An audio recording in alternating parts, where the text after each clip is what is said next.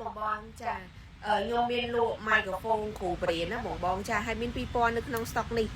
មានពណ៌ខ្មៅហើយនិងពណ៌តាដោះគោចាពណ៌តាដោះគោពណ៌នេះ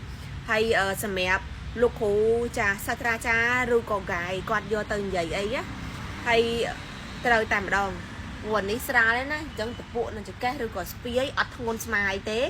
ហើយបងបងតែតែសួរថាស្រូបទេឥឡូវខ្ញុំតែនៅក្នុងវីដេអូសូមដាក់ពណ៌ខ្មៅចាស់ពណ៌ខ្មៅអាសាតែហើយ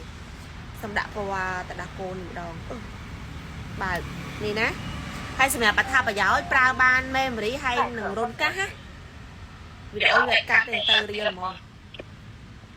ហៅឡូនេះបងចាមកអាចបន្តតខ្លួនឯងនៅនឹងហាងបានទេមិនដាក់ចេះឲ្យបងវីដេអូនេះតែរៀលទៅតែម្ដងហើយសម្រាប់អ្នកគ្រូចាចង់ឲ្យសម្លេងគាត់រឹតតែលឺបរិញ្ញានៅក្នុងថ្នាក់ចាអូខេអាចទិញមួយឈុននឹងបានមួយឈុននេះ50លានមានម៉ៃក្រូហ្វូនបង្គោល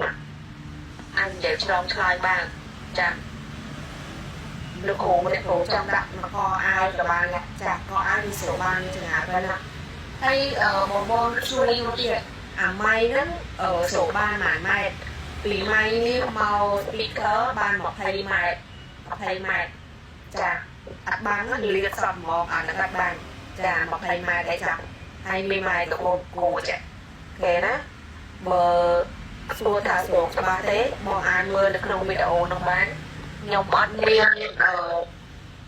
បងអើយកាត់អីមកតែគ្នាទៅតែម្ដងដើម្បីឲ្យបងទិញទៅឲ្យបាននៅក្នុងវីដេអូណាតណាបងអរគុណចាសម្រាប់ការមើលវីដេអូបាយបាយចាំបានអូខេអាចមកទិញនៅកន្លែងបងអូនបានណា